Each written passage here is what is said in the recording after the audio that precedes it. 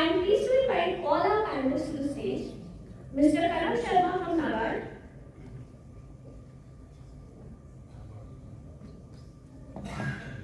Mr. Mohammad Adil from SIGBI,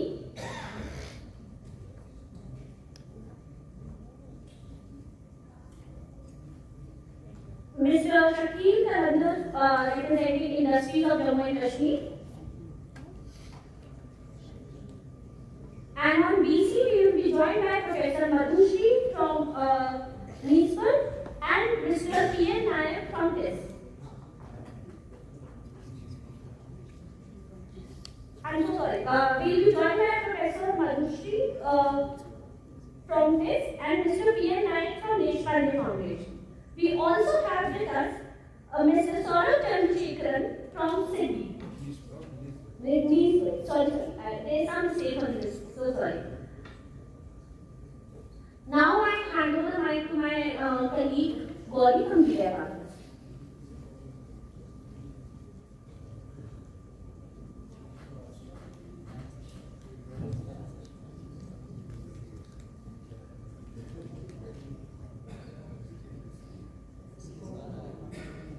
Good evening, everyone. I am delighted to welcome you to our final panel of the day, a conversation that ties together so many of the themes that we'll be exploring in these 2 days of the Skilling Conference. Our focus today for this panel is skilling for entrepreneurship, a topic that sits at the very heart of what it means to create meaningful, lasting opportunities for our youth. Skilling for entrepreneurship is not just about delivering content. It's far more personal, far more transformational than a syllabus or a certification. It's about building belief in oneself, in one's ideas, and in one's right to create something new. Yes, we talk about technical skills, modules, and toolkits, but at the core, it's not just about what we teach, it's about who we are speaking to. It's about recognizing the entrepreneur in someone who's never seen themselves as one, a young woman in a remote village, a self-taught artisan, a student with a side hustle, or someone whose ideas were always practical but never validated. It's about helping people move from seeing entrepreneurship as something for others to something they can grow into with the right support, exposure, and confidence. When we design skilling with that lens, human first, systems second, we create not just economic opportunities but pathways to dignity, agency, and aspiration. And that's what truly unlocks entrepreneurial energy in every corner of our country. Over the next 45 minutes, we are going to look at this challenge from 6 different lenses: a curriculum expert, a banker, a financial inclusion specialist, an entrepreneur, an academic leader, and grassroots practitioners. This is our final panel, so we hope to leave you with sharp takeaways, new insights, and maybe even a few fresh questions to carry forward into your own work. With that in mind, and given we have 6 speakers in a tight 45-minute window, I kindly request all panelists to please keep your questions and responses to those brief, focused, and impactful so we can cover as much ground as possible. It's my pleasure to welcome all of you to our final panel of the day, Skilling for Entrepreneurship, a conversation that brings together 6 distinguished voices from across the ecosystem: policy, finance, training, academia, and grassroots innovation. Together, they'll help us unpack what it truly takes to build entrepreneurial capability in India, not just through content, but through confidence, access, inclusion, and real-world relevance. With that, I invite my first speaker for the panelists. Dr. Saurabh Chandrasekharan is a senior consultant at the National Institute for Entrepreneurship and Small Business Development, the ABEX institution under the Ministry of Skill Development and Entrepreneurship. With over 11 years of experience in entrepreneurship development, training design, and capacity building, he is the lead author of Entrepreneurship Development Program Handbook 2023, which sets a structured methodology and national best practices for entrepreneurship training. Thank you for being with us here today, Dr. Saurabh. Moving to my next panelist, Mr. Karan Sharma, currently serves as Assistant General Manager at NABARD, India's apex development bank for rural and agricultural advancement. He is posted with the Jammu and Kashmir Regional Office and previously served as District Development Manager in Rajouri. Mr. Sharma has a strong track record in rural credit, financial inclusion, and livelihood promotion. We are glad to have you as a panelist for the conference, Mr. Karan. Moving to the next panelist, Mr. Mohammed Adil is an Assistant General Manager at SIDBI, where he has contributed to the Poorest States Inclusive Growth Program, PSIG, a flagship initiative focused on enhancing income and employment opportunities in low-income states. His work centers on financial inclusion, gender empowerment, and the economic upliftment of underserved communities, particularly women. We would welcome you, Mr. Adil. Moving to the next panelist, Mr. Shakil Karandar is a veteran entrepreneur from Srinagar, Jammu and Kashmir, with decades of experience in wood-based manufacturing. His unit was conferred the National Award in 1999 for excellence in craftsmanship. He served as the president of the Federation of Chambers of Industries, Kashmir, FCIK, from 2004 to 2010 and has held board positions across key industrial bodies in J&K, including the J&K Skill Development Mission. At the national level, he has also contributed to the Central NSME Board and has served on 2 Prime Minister committees, the PM's Task Force on MSMEs and Dr. C. Rangarajan Committee on Job Plans for JM. We warmly welcome you to the panel. Joining us virtually on VC is Professor Madhushri Shekhar, who leads the School of Skill Education at IS, Mumbai, where she oversees vocational training programs that integrate academic rigor with industry relevance. Her interdisciplinary work spans education, social policy, and gender inclusion. She has been instrumental in shaping equitable and inclusive skilling models through curriculum design, institutional partnerships, and policy research. Looking forward to the insights from you, Professor.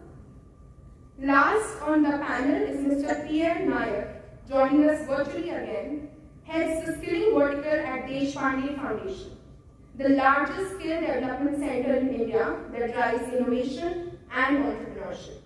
He oversees the Deshpande Skilling Academy, which delivers job link, market aligned, vocational training to rural and semi-urban youth.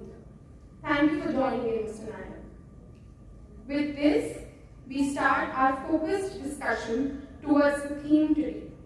My first question will be to Dr. Saurabh, and the theme that we'll be introducing and trying to cover through this question is, what must a skilling program contain to prepare entrepreneurs for real-world success? The question to you, Mr. Dr. Saurabh, is, let's begin with the foundation, what we are teaching. You authored the EDP handbook, which sets the gold standard for entrepreneurship training. What are some of the core components that every entrepreneurial skilling program must include to prepare the first generation entrepreneurs, not just with ideas, also with resilience and readiness? Over to you.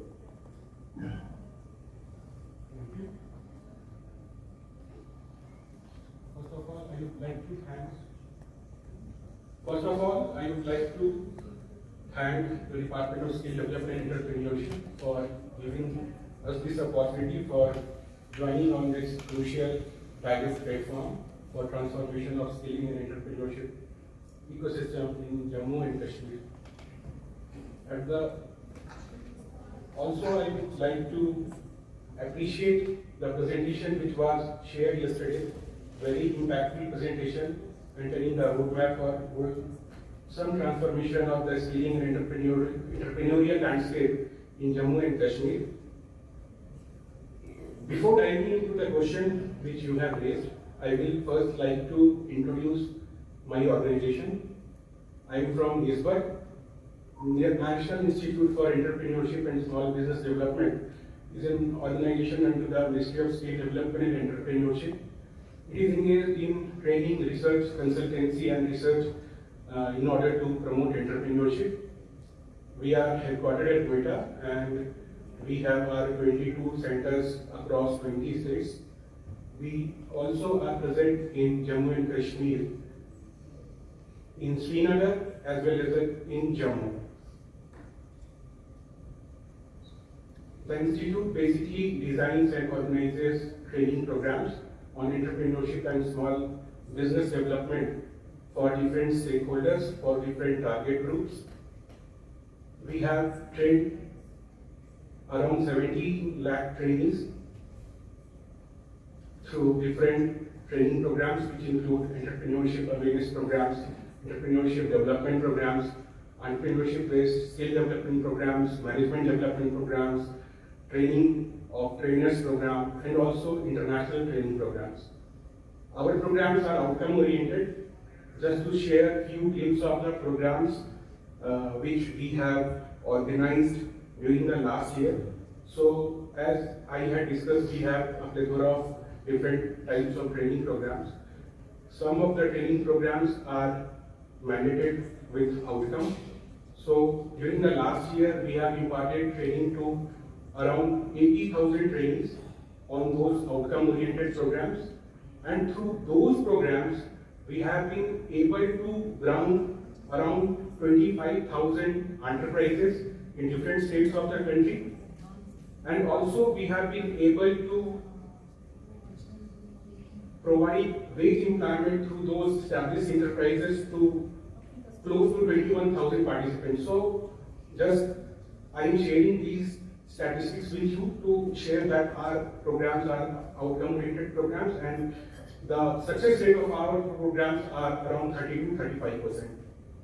Talking specifically about the Jammu and Kashmir region, so we have been implementing various programs of the Ministry of Skill Development and Entrepreneurship in Jammu and Kashmir also.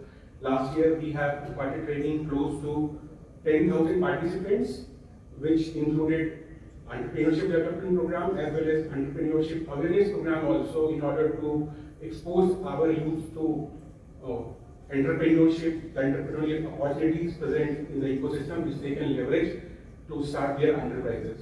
And in the state of Jammu and Kashmir, we were able to ground around 1,200 enterprises through different programs organized under Sankalp scheme, Strive scheme, and also programs organized under CSR project of Hindustan Unilever Limited. So this was just a glimpse of the programs which we have been organizing. We are organizing different programs with different bodies. Now coming to the question which has been raised to me, what should be the ideal content for an entrepreneurship development program? So the content for an entrepreneurship development program should be designed specifically looking upon the needs of the target group. If we ideally see the content of an entrepreneurship development program, so it should start with entrepreneurial motivation.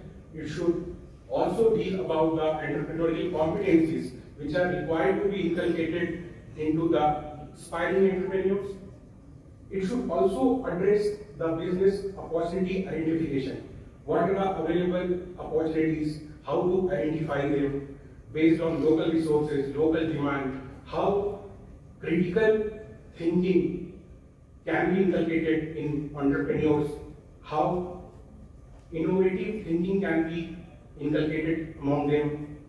Then, along with opportunity identification, the course curriculum should also include component of market research, since once you have identified some business opportunity, so in order to check the validity of that specific business opportunity, you have to conduct market research, you have to conduct market survey.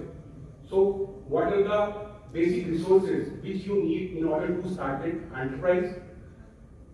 What are the demands available of that particular product or that particular service which you are thinking of while starting your enterprise? So market survey is also a critical component of the entrepreneurship development program. After market survey, the entrepreneurship development program should include components of entrepreneurial support ecosystem. When we say entrepreneurial support ecosystem, that means what are the different schemes, either it be a centrally sponsored scheme or a state-specific scheme. So what are the different schemes under which an aspiring entrepreneur who wishes to leverage credit facilitation, so he can approve those specific schemes, what are the eligibility criteria, what is the procedure of availing that scheme. Also, apart from the government schemes, what are the private entrepreneurial support ecosystem available from where he can avail credit, either it be from angel investors or from venture capitalists or from different platforms. What are the platforms which are available? Like there are different platforms like 59 Minutes Portal. There is one platform which is facilitating credit paperlessly, seamlessly. There is Asim Portal. Also, what are the different portals started by Government of India which have the repositories like the Bhaskar platform, the WEP platform, which is basically started by the Niti Aayog. Then we also have our MSD's platform, the Skill India Digital Hub, which has been declared DPI, Digital Public Inventory. So, on that Skill India Digital Portal also, there are repositories which are available for entrepreneurs from where they can seek mentoring and handholding support. Also, they can leverage knowledge about different schemes. So, coming back to the question, so after entrepreneurial support ecosystem, the module should contain marketing management, basics of marketing management, how the traditional marketing modes can be leveraged for reaching out to the customers. Then coming to the digital platform, the e-commerce platforms. And after marketing, the most important module is financial management. How to prepare business plan, what are the essentials of a business plan, and how to manage enterprises. Because once you have started your enterprise, how you will sustain it, how you will scale it. So the module of enterprise management is also very much essential in an ideal entrepreneurship curriculum.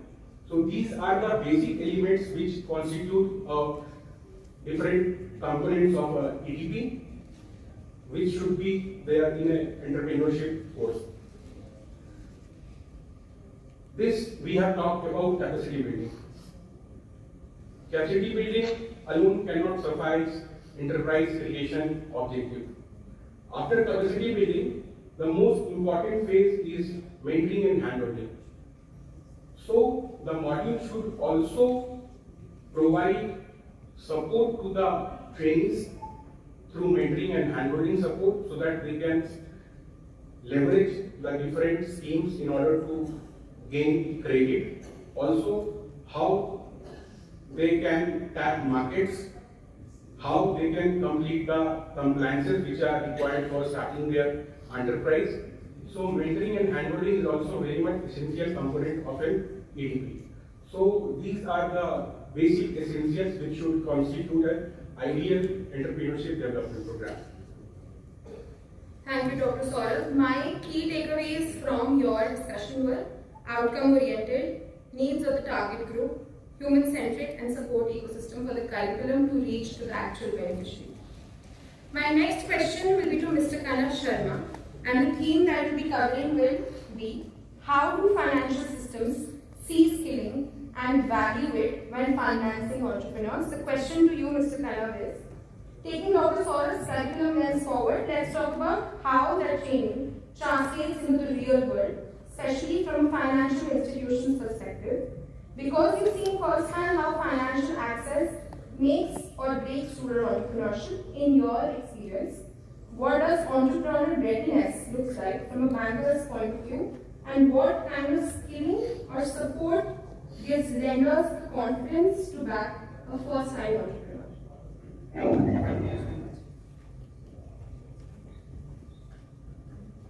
very specific to the question that you have posed to me. What I feel is that these things. Hello. This topic skilling for entrepreneurship is, very relevant in context of Jammu and Kashmir. We have to see this thing from an angle that a labor force periodic survey which reports that around 23% of our postgraduate students are unemployed, 19% of our graduate students are unemployed. So you can see the numbers. इतना ज़्यादा number है. We like हमारे GMT के perspective में आप देखिए तो बच्चे जो हैं they normally have a tendency that they don't want to move out also. हमारे यहाँ culture को change होने में time अभी लगेगा. But the things which we are discussing since morning, वो चीजें हमारी स्टेट में यूटी में होंगी. But these things are gonna take some time. अभी आप देखिए हम स्किल्स की बात कर रहे हैं, हम मशीन लर्निंग, एआई ये सब की बात कर रहे हैं. बट जीएनटी की पर्सपेक्टिव में देखिए कि इसका डिमांड अभी उतना नहीं है जो कंज्यूम कर पाए इस चीज को. अगर हम अपने बच्चों को स्किल करेंगे, ये सब करेंगे तो आने वाले टाइम में maybe when we have some industrial base और when we change the mindset of our children that they can move out of this UT and work there also, तो उस टाइम में ये रेलेवेंट होंगी. But जो हमारा अभी जो एंटरप्रेन्योरशिप है, स्किलिंग का जो सबसे इम्पोर्टेंट आउटकम हम उसमें फोकस ऐसे कर सकते हैं कि गवर्नमेंट ने अभी मिशन युवा लॉन्च किया है. सो मिशन युवा को ऑगमेंट करने के लिए सो बैकवर्ड ट्रैकिंग आप देख सकते हैं. ये स्किलिंग एक इतना इम्पोर्टेंट कंपोनेंट हो सकता है ताकि जो मिशन युवा के आउटकम्स हैं हम इस टूल के साथ अगर हम एंटरप्रेन्योरशिप पे फोकस करें, हम उनको ऐसा स्किल दें which makes them entrepreneurship ready और जिसके लिए उनको इतना लॉन्ग टर्म इन्वेस्टमेंट नहीं लगेगा. उनको कोई बहुत ज्यादा स्किल एक्वायर करने की जरूरत नहीं है, कोई कोर्स करने का जरूरत नहीं है. बहुत ही सिंपल एक एंटरप्रेन्योरशिप माइंडसेट हमें जो उन लोगों में डालना है उसी पे हमें फोकस करना है. तो coming back to the question that you have asked me, that financial institutions basically जो बैंक्स हैं हमारे यहाँ पे बहुत सारे प्रॉब्लम्स लाइकली फेस की. बच्चों को लोन नहीं मिलता है, candidates are not getting loan.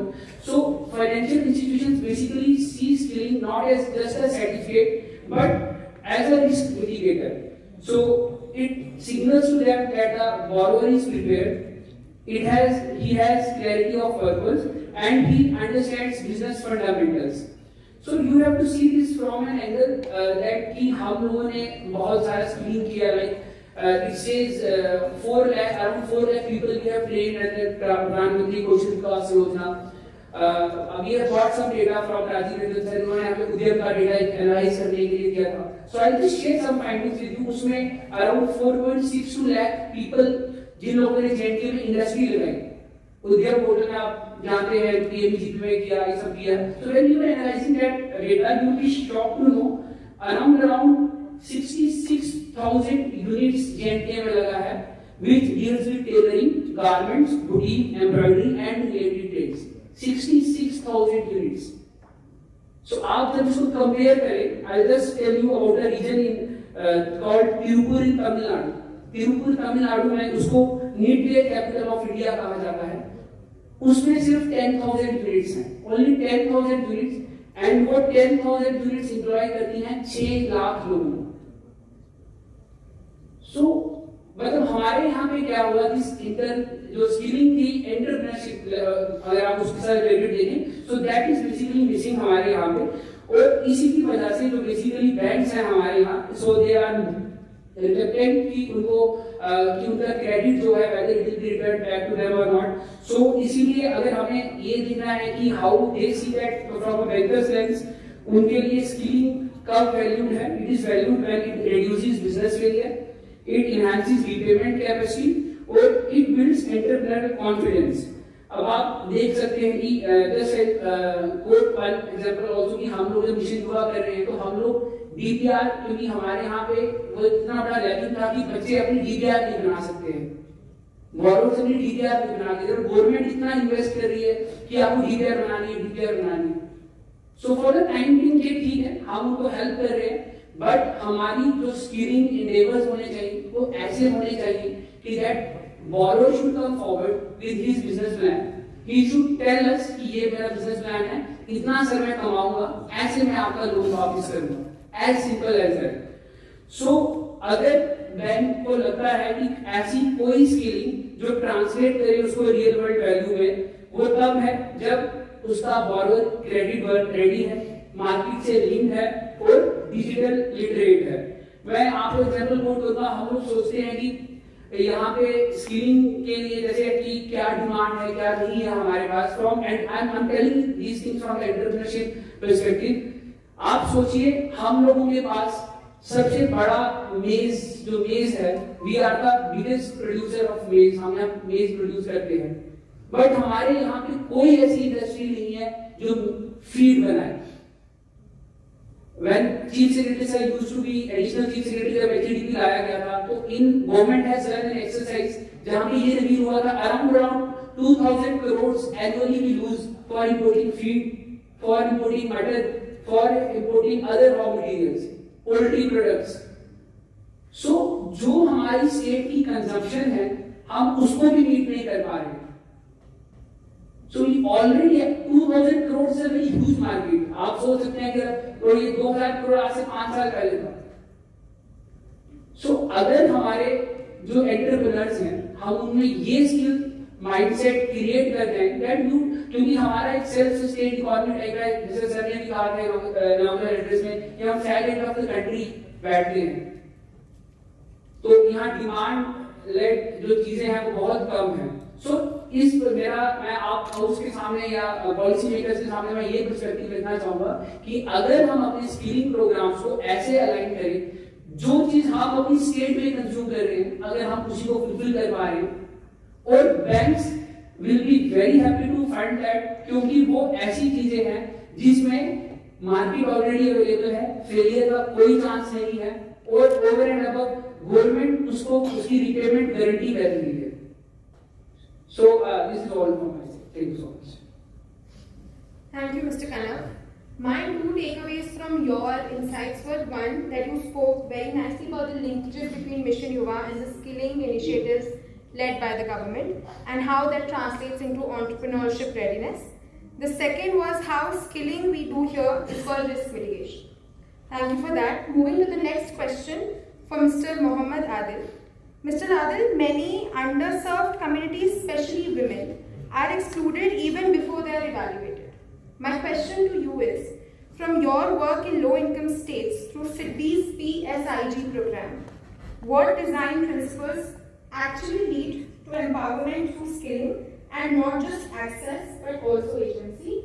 And the theme that we're trying to cover through this question is, how do we design skilling programs to be truly inclusive for women and for the marginalized groups? Over to you.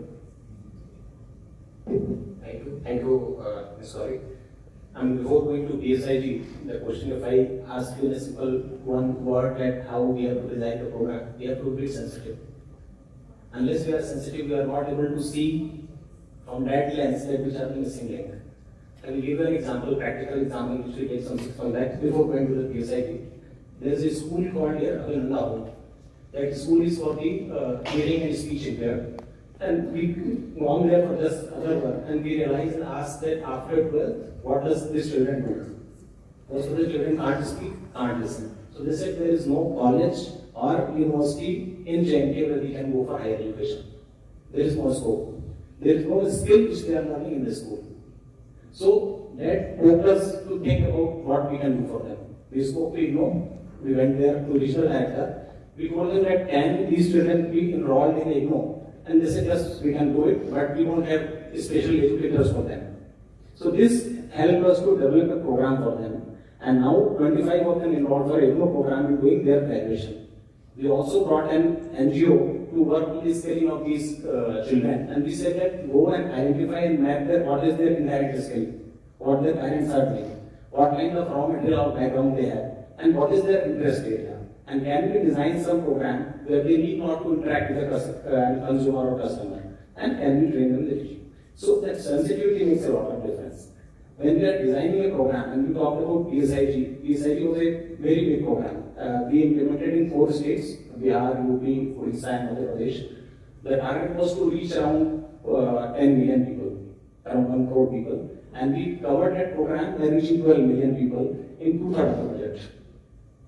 So that was the efficiency of the program we implemented at 4 states.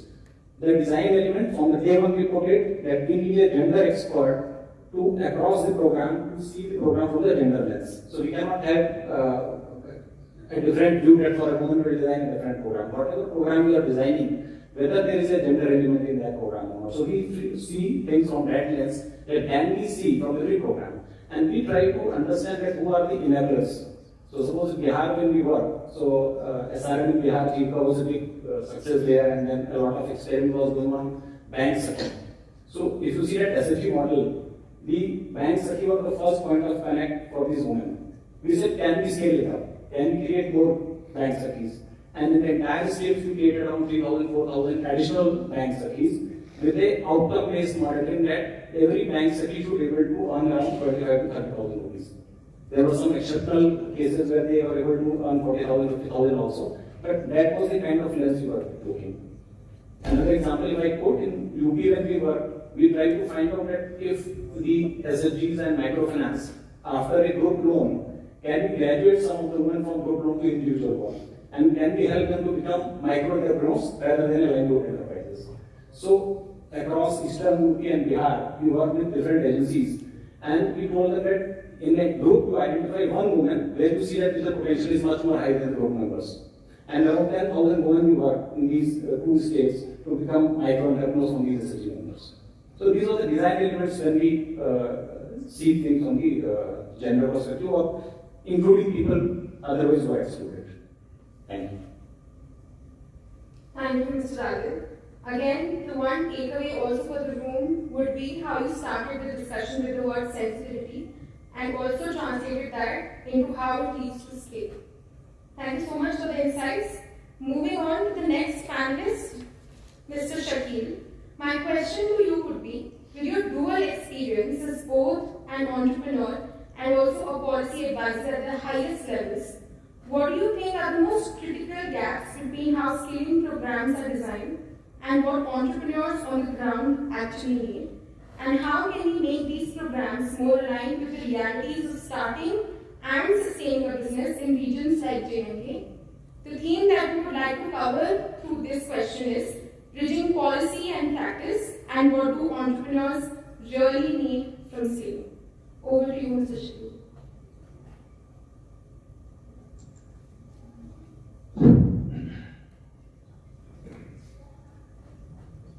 Thank you very much. At the outset, I would thank the organizers for having invited me to this session.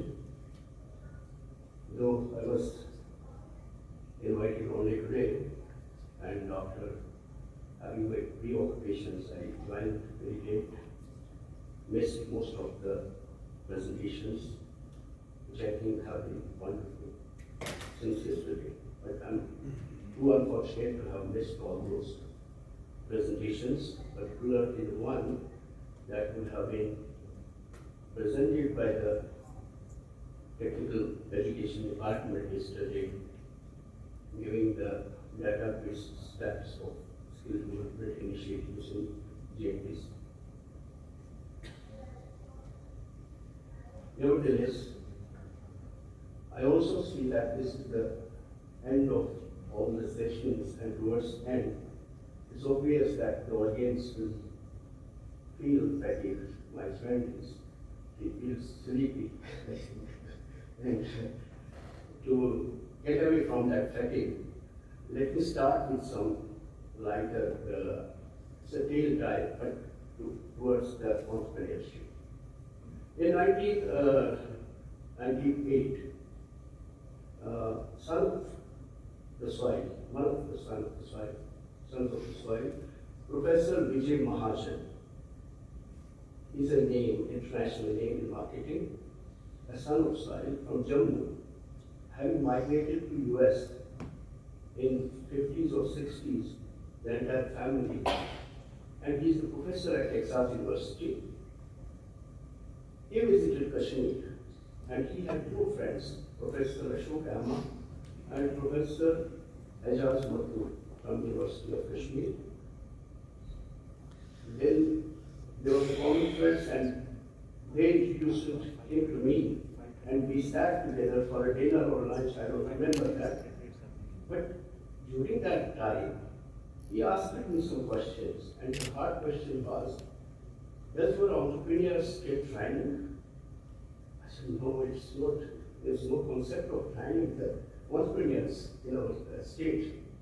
He said, how can they do work there? How do they succeed? So I was perplexed and then he explained the whole state that globally there have been institutions to train entrepreneurs to take up the challenges what entrepreneurship does have. So we discussed it, then I had some close yes, with Dr. Farooq Abdullah, I was supervised with them. They said that, why don't you mention it to Dr. Saab that he will meet him and we'll sit together to find out if there is a way to have some sort of institute like this. I went to Dr. Saab and he readily agreed. He said, take him. And we went there, we discussed the things. Then during those days, he had a station in this hall, audience hall also. He is the expert on marketing. And his daily is 86%. He is very famous by that 86%. He gives that 86% of the goods sold, manufactured and sold world over are general goods. And they only see towards the cost. And it should be a thing, but the cost is the main criteria. So it's a big thing, and he delivered that lecture. After that, we conceived the concept of having an entrepreneurship development institute in Jammu and Kashmir. And it came up during that period. It took some, I think, 1 or 2 years, and we got it. And it was established in one of the buildings in Yuba, in the city. And later, the government of India gave the funds for its buildings here in Kashmir as well as in Jammu. But the basic concept that Professor Vijay Mahajan had in mind, and he had calculated in our mind, that this institute will train the entrepreneurs and track them to the path towards success of the ventures. Entrepreneurship Development Institute in Jammu and Kashmir came up, no doubt. But today, it is just a distributor of your seed capital money. And nobody looks towards the entrepreneurs whom you have given the money as seed capital, and then what has happened to them. What the industries department has done with them, what the banks have done with those persons. What are their problems? Nobody look towards that. So, to me, it is an utter failure as of now, if you ask me. Likewise, we have around 53 ITIs and about 22 polytechnic colleges in the state, in India. What I found for many years now, you don't get the students to enroll for the academic sessions. Half of the vacancies remain vacant when I use it to follow it vigorously, the department as well as the skill development initiatives. Half of the seats would remain either vacant or they would leave halfway. So what kind of skill they are developing, producing, and is there any linkage with the market? No. So these are very essential things. We have to introspect on all these initiatives. I tell this young, dynamic the director of skill development department that you have to build up initiatives based on the failure of earlier initiatives. I was, part of Dr. C. Rangarajan committee on job plans for JNK State. We were 6 members in that. And another member was the world famous Narendra Murthy. And then we had Arun Das, the patron of CIL, and a former agriculture secretary, and B.B. Vyas from the state, who later became chief secretary of JNK State. We were 6 of them, and each of us gave ideas. I gave the triple S, you might be knowing about it, that's our education. But Narayan Murthy Saab, he gave a scheme, a concept of a scheme Udan, that let us identify companies, multinational companies across India, who will be ready to sponsor training of entrepreneurs in these youth from JNK State. 50% of the training cost should come as CSR from those companies, and 50% come to India to reimburse. He offered his own company, Infosys, and then others, they also came in, and we had identified our score of, till the time we submitted report to the Prime Minister and discussed with all those initiatives what we had recommended for. But I am here to tell you that even after that initiative, I found lots of people who were trained outside by Tata Consultancy or any other such credible agencies and put to the job. They have left those jobs. They have found those not suitable for them. We have to now see what we want to do. The gap that you are talking about, what are the gap in the schemes? The first is the skill and industry mismatch. Most skilling programs are generic, short-term, and poorly aligned with the local industries. Crafts, we have a crafty industry in JNK, tourism and agriculture. It requires deep hands-on long cycle learning, not 3 to 6 months or 9 months certification course or whatever you call that. Then another point is missing post-training continuity. No linkage to credit, incubation, markets, leading to drop-offs, even after skill acquisition. Then we see weak industry and local context integration. Centralized templates ignore local economic realities, especially in the region like Kashmir, with craft-based informal economies. Lack of ecosystem approach is another gap which I find. Overlapping of skills across ministries, no unified strategy or tracking of outcomes like job creation. At one point of time, there were, I think earlier in 2019, there were 56 schemes undertaken by different departments. Nobody knew what, everybody talking about that they are going for skill development and they are imparting skill training. Thank God, after 2019 or 2020, this was reduced to 20, but still it's 20. And we want just amalgamate all those and put it under one department, under one hold. So that's why there was anyway. Another gap that I found is this incentivizing trainers and core infrastructure. You see the condition of these trainers. We have these ILCs in ITIs later, in the later, I think, some few years back, I think 12 years back, 10 or 12 years back, and the Government of India came up with 2.5 crores for each ITI for upgradation, infrastructure upgrades. And the point was that industry leader was also associated with it, only to have a linkage with industry. and to have some hand in the curriculum setting of that, it has also failed. Because you don't have the trainers in those newly established infrastructure buildings. You don't have the trainers.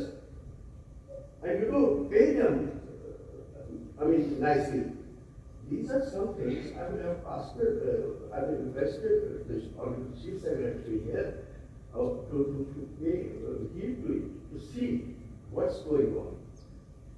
So what needs to be want to change? One is that localized training models should be adopted, the long-term mentorship models, institutionalization of the Ustad Shagird. I say Ustad Sar. Ustad Sar scheme should be introduced in Kashmir because for all our crafts, handicrafts, it is not something you will train them in the classroom, a theory class. It has to be, a pupil has to be with his master for minimum of 5 to 6 years, and then he gradually learns the craft. We are talking of the world famous shawl weavings, the shawl embroideries, the carpet weavings, the wood carving items or paper mache. You have to put them. So introduce this Shagird, what you call Ustad Shagird scheme in a big way. Second thing is that skill schools within the ITIs. I think they should embed crafts, agribusiness, and tourism-based curricula in the local institutions. Whatever ITIs we do have, I think they should also have space for craft learners, basics.